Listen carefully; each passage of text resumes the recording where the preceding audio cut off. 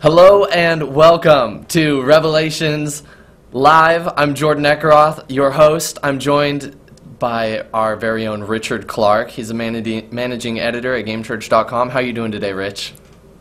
I'm doing very well. How are you? I'm doing great. I'm really excited about this week's topic. We are going this week to be talking about curiosity, Godess, and digital deity is the name of this week's discussion. And now, you have quite a strong opinion on this game, well, this whole thing, Rich, but before we get started, can you maybe just give an introduction to what is curiosity for those who don't know?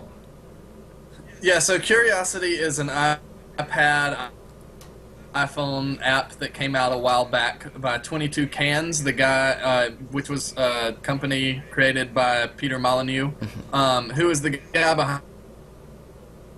Basically, the idea behind Curiosity, excuse me, is that you tap on a giant cube lots of times, along with a bunch of other people, to clear squares off of this cube and get to the center of the cube over a long period of time. So this cube has lots of layers.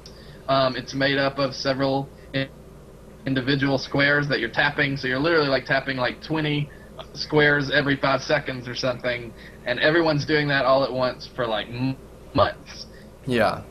Until finally you get to the center of it. And then you reach this, according to Peter Molyneux, this incredible life-changing thing goes to the person who reaches the middle. Yeah, at the very end. Life-changing. He used that phrase a couple of times, didn't he? He did. Yeah. And so this started back in December, didn't it? Yeah, yeah, sure. December sounds right. Okay. Well, I just remember that, when it came out, obviously it caused a pretty big stir. It's just this idea that it's this very simple, like it's hardly even a game, it's just like this totally menial task. But something was waiting at the end that nobody knew what it was. Not even his like wife and kids knew, he said. So everyone wanted to know, like what is this? And I remember that you had a pretty strong opinion about this game when it first came out. Can you kind of just like share your thoughts on just Curiosity as a game by itself? Yeah. To sum it up, I think that Curiosity is kind of a pointless exercise that people played because of a promise of something more, or something life-changing that pretty clearly wasn't going to be anything that great. I felt that Molyneux, he has a habit of making promises that kind of go too far. He builds things up in his own mind and kind of expects people to follow along with him, and reality, like everyday reality, kind of clashes with his ideas sometimes and his excitement. And so what we end up with is a very pale shadow and a more realistic kind of end result. And in my mind, that's what makes Peter Molyneux kind of a frustrating figure for me, is that he lacks the ability to engage reality. He's pretty much stuck in his own head whenever he creates. Well, but with promises things. But at least with Curiosity, it was a very he certainly made the task of participating in this game out to be something than maybe more than it was. But the actual game, it was a very simple thing. I don't think that he failed to reach some sort of goal with the actual experience of tapping away at this cube. Well, he kind of talked about it as if it was this incredible experiment, as if it was like something amazing to have so many people tapping on a cube all at once, and that's called any multiplayer game ever, especially if you look at MMOs. You have people doing a lot more interesting things in those, and I just felt that, especially when you started introducing like in-app purchases that let you clear more cubes at once, that sort of thing, it felt more like just kind of a gross exploitative thing that made people want to just obsessively do something mundane because they are not ADD, they're OCD or something. Like, it just seemed to appeal to all the wrong qualities of human beings. Yeah, but I mean, at least from one, perspective, it was sort of like a triumph in that regard, in that how many companies are there that try to, they try to create these games where it is the exact same mechanic, but they try to dress it up and mask it as, you're playing this game, you have this farm, you have this important task to do. But it was almost like Ian Bogost's cow clicker in that regard, in that it was just so obvious except that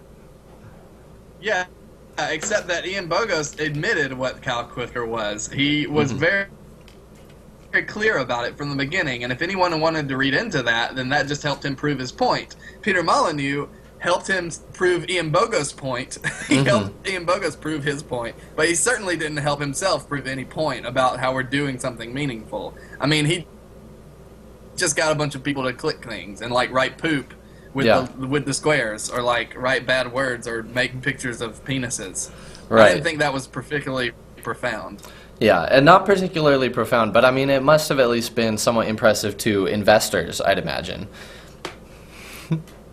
Sure, yeah. As a lot of horrific things are. Sure. Now, but I'm just really curious, because you had a lot to say about the game and kind of its stance as almost like a false religion. And just the idolatry of getting people to seek after something through this menial behavior. Could you talk about that a little more? Yeah, there's this whole idea. I'm going to turn this off. There's this whole idea of life-changing, the life-changing goal in the end, that I felt added this even more harmful hook. Like, I have an implicit problem with games like Farmville and just kind of keep clicking and clicking for no real payoff. Those kind of games. And this is definitely one of those games, but it added this hook of, at the end, if you're the one person, you'll get this this life-changing payoff. And I felt implicitly okay, this is Peter Molyneux. It's not going to be that great. It couldn't possibly be. And just what we know, even from large sums of money, from people who win the lottery, we know that changes their life, but not necessarily in any profound way that Peter Molyneux seemed to imply. So I couldn't even think of any way he could kind of redeem this thing. I was admittedly biased against it from the beginning because of that. Okay. Yeah. No, I'm kind of interested, because you had some things to say about how, like I was saying, how it's almost becomes like a false religion, that people are, worshiping this altar of the cube, and they're just doing this, this meaningless action, thinking that it's going to bring them possibly some kind of reward. But I mean, it seemed to me that in that way, it was, in some ways, illuminating, or at least parodying, kind of the destructive nature that religion and being religious can actually have in some people's lives. That some people actually do go to church, and they do. But I'd say that bringing up cow clicker is instructive here, because there is a difference between a product that illuminates and in a product that exploits. And this is a product that exploits. This is a product that takes advantage of that desire. It takes advantage of the desire to have your life changed. That takes advantage of a desire just to have something meaningful to do every day, when we just are surrounded by a number of tasks that seem to accomplish nothing. This exploits that desire to I want to do something that accomplishes something. And it lets you do it easily with no real investment, with no real, sacrifice. And I think that's the issue with this game. Yeah, sure. But I mean, obviously, we have the choice of buying into this, or like we're doing, taking a step back and thinking about it and talking about it. And so it seems, even if the game wasn't intentionally instructive, it does seem like at least we don't have to just say that the game is bad, but we can still say that we can learn something about possibly Yeah. what we're doing bad from the game. Certainly, and I would say both. And I would want to say it's a bad. I mean, I'm a critic, so sometimes I'm going to say games are bad. Sure. In my opinion, this is a bad game for a lot of different reasons. For aesthetic reasons and for moral reasons, and even for spiritual reasons. I think it's a bad game. But I would also say we can absolutely learn something about ourselves from it, as we can from pornography or whatever else. Fair enough. But now, okay, now I want to talk about the end of the game. It was just a few days ago that so this guy, Brian Henderson, this young British lad, 18 years old, is a freshman at university. And the one exciting morning, he decided to download this game, Curiosity, which has been available for months and months and months, and some people have been playing that entire time. This guy gets the game, and an hour later, he is the one to finish it. He said, like, in an interview, he didn't even, like, realize it until, like, 10 minutes later when somehow, some video started playing, and he's still, you read interviews with the guy, and he's like, I still don't really know what's happening, but... and of course, okay, so he gets to the center of the cube, and the life-changing prize is revealed to him and to him alone, and it is that he is going to be a god in Peter Molyneux's next game, or 22 Can's next game, which is called Godus, which is sort of a god game where you are a god and you control people, and so everyone playing the game is going to be a god with their own cult, as the game calls it. But then this guy Brian Henderson is going to be. Peter Molyneux said the god of all gods. So he's actually going to get to make decisions that are going to affect everyone. What are your thoughts on that? Well, I do want to make a comment about how brilliant and wonderful it is that this dude who did not care about the game and had just bought it suddenly won it. Like, yes. That kind of proves my point about there's no investment required. It's just a game that, like, exists for whatever, Mm-hmm. But also, like, I think, there are a lot of things Christians could say. They could have a knee-jerk reaction to this idea of him being gods of all gods and say it's blasphemous or something, but clearly this is within the context of a video game that's not meant to be taken as a serious religious exercise, right? So this is a game about, this is what's called a god game. It's a genre in Christianity. Right. So I think that's important to point out. Further than that, I would say that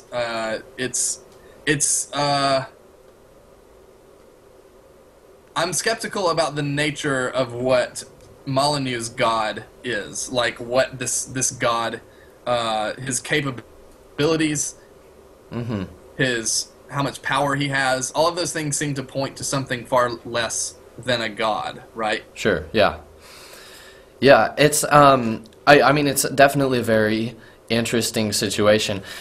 Something, and I mentioned this to you earlier, but kind of one of my first thoughts is that the selection of this kid to be the god of all gods, it's almost, in a way, it reminded me of like an act of grace, in that this wasn't something that this guy earned. Like we talk about if curiosity was like a metaphor in a way for false religion and for people, who think that they're going to receive some kind of eternal reward simply by doing all these menial tasks, then the fact, I think it is really apropos that the guy who actually wins is the guy who hadn't invested anything into it at all. I mean, that in a way almost speaks to me. Certainly not perfectly, but it almost does speak to me of Christianity and of grace and of the fact that he didn't earn it. And yet his life is going to be changed in a potentially positive way. Yeah, that's an interesting point, and it's fun to think about, for sure. I doubt that was Molyneux's intention, and I doubt it, I doubt that guy even experienced that kind of concept. I doubt grace is something he's thinking about. I think he did. I mean, we live in a society where winning the lottery is kind of a common idea. Winning contests and sweepstakes Yeah. is kind of a common idea, and usually it's attributed to something. It's attributed to companies wanting to do some publicity thing or whatever. Mm-hmm. So I think that's more kind of the lesson we learned from it, and why I'm skeptical of it. Yeah. Yeah, no, that makes sense. And to your point earlier, it is really interesting because I can absolutely imagine, and you have seen whenever there's a God game, when we call it a God game, there are like Christians who they do have that knee-jerk reaction.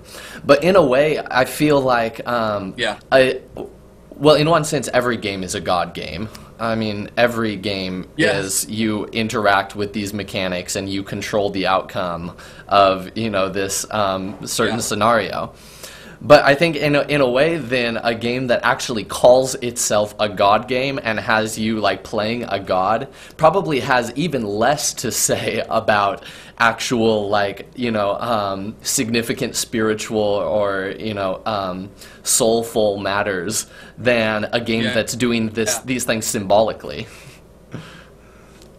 And again, just like Curiosity, I think part of the problem with those games, in terms of them providing us something meaningful to say about God, is the pretension. There's this idea that this is a game about being God. Like a movie like Bruce Almighty or something. They're supposed to teach us something about how busy God must be, or how worried He is about us, or something like how he gets really interested in a specific situation, and then he spends some time on it. Like when you play The Sims and you start changing people's free will around and stuff, that doesn't illuminate anything. All it does is tell us how much we can't understand what it's like to be a sovereign and yet loving God who is in control of a vast world and yet also intimately involved in our lives.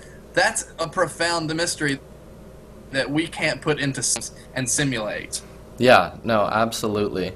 And then just getting back to Brian getting involved, one of the things, so I was just reading about some of his involvement, and he's going to get to choose things like, for instance, every one of the players who are gods in the game, they're all going to have their own sets of followers, but he's going to get to change things that are going to be across the board rules. He'll get to choose whether all of the followers have to work 7 days a week or if they get a day off, which is really interesting, and it seems to be, to me it seems a little honestly a little pedantic. And especially what's really interesting to me about this entire situation is that there's this kid who obviously has no interest in 22 cans, had never heard of Curiosity before that morning, had never heard of Godess before he became the god in this world, and now he's the one who's... In interviews, he talks about his favorite games. He likes shooters and role-playing games. And now all of a sudden he's supposed to play this integral role in this, this kind of quasi, thoughtful strategy game with social aspects. Right. And I'm just wondering, how does the team at 21 Cans see this playing out? It is going to be kind of interesting to watch. Is he going to care about his job? It will be, at least. It's just such a weird, the whole use of the word is hard because I'm just repeating myself now, but this is not a question about a god. This is a question about a boss. This is like a boss that got a job out of nowhere that he didn't apply for. Yeah. And now he's asked to make rules for his workers. Yeah. And that's gonna pan out somehow. That will be interesting. Yeah. Is what happens when you give a guy control over a created game. Right. Just let's stop with the spiritualized pretensions. Let's just talk about the game, within the context of the game. That's interesting. Yeah. So yeah, that's. I'm interested in Godess because of that reason. Yeah. Let's call it game designeress or something. Yeah, exactly. Well, and because he's not even going to be the boss. He's middle management. I mean, Yeah. Yeah. he's middle management in that he has someone over him, but it's also like a democratic situation where after a certain amount of time, like his people can vote him out. So he basically has people watching him like on both ends, just like waiting to see, what he's going to do. It is interesting. So I mean, I'm sure you've heard, but people watching might not know. He actually is going to get a cut of money that the game generates via in-game purchases. So he's actually going to be making money off of this game. I mean, how much obviously remains to be seen. If it can be like a full-time thing for him, it could very well turn into like you were saying, a lottery-like scenario where we can agree that this is changing his life, obviously, but is it changing it in a good way, or is it I don't know, or is it kind of like creating some kind of like false positive that he's going to have a real hard time reaching up to for the rest of his life? Yeah, I mean, who knows? Who knows? It'll occupy his time at least. Yeah. Okay, now just other than, I mean, and maybe this is the one issue, but other than this fact that this kid is going to be the god of this game, do you know anything else about Godus that's going to make it like an interesting game, or a game, worth looking out for? No. I don't know a lot about Godess, though. Yeah, it is interesting. I mean, this whole thing has absolutely just been great, like, press and marketing for the game. Yeah. And say so you were talking about Peter Molyneux earlier, and I absolutely agree. Like, I mean, it's his reputation. The guy overpromises and underdelivers. But I think even in some way, he's still a very respectable figure in the game industry, in that even when he's not actually making the stuff, like, he's still challenging, the norm. And he's not just like a dude who's going out and making like another shooter clone or another. He's at least kind of like urging people towards the future, I think. Yeah. And sure. I mean, so have you played any of his other games? Yeah, I don't like really any of them very much. The biggest issue I have with Molyneux is I do respect that part of him, that he's always pushing the envelope, or at least trying to, but I find that he's always, his actual work always seems very rote and very typical. Mm-hmm. Even Curiosity was not anything interesting, like, really. I mean, it has this interesting idea. There's always these interesting ideas behind it, and that's by far the most interesting things with all of his games. But I don't get the feeling like that he's pushing the envelope. I always feel like he's somewhere, up there in his brain pushing an envelope, but in reality making very safe decisions. Yeah, that's fair. I mean, although, Marcus Persson, Notch, the Minecraft guy, he tweeted his endorsement for Godess, so might be... Yeah, so I must be wrong. I'm just saying, Marcus Persson, okay? If anyone is God, it would be him. He probably will be voted the next god of that game. Rich, do you have any just like final thoughts you want to share about just this whole issue of, being a god in a game, of, just the issue of Curiosity, Brian Henderson, any of this? Yeah, I mean, my ultimate kind of summed up thoughts on this is that it's like a fun little thing that happened, and I'm glad that it happened because it was certainly interesting, and it gave us a lot to talk about, a lot to think about in terms of gods, how gods are portrayed in games. But I will say, I feel like this game is like many of Molyneux's games. Both Curiosity and Godess are probably going to be kind of flash in the pan experiences that will probably come and go.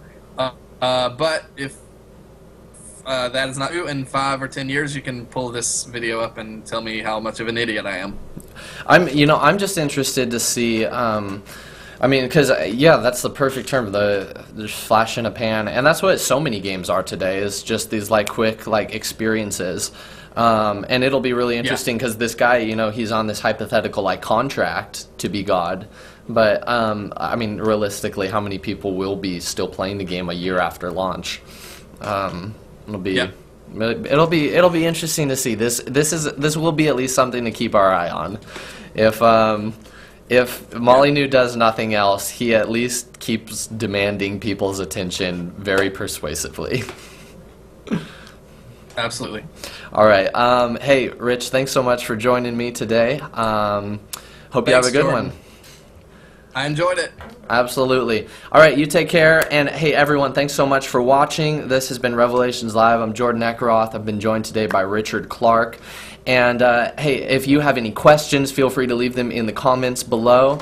And if you have anything you'd like to see us talk about in future episodes, don't hesitate to let us know about that as well as just any comments about the way we're doing things. We just want to hear your feedback because you really matter to us.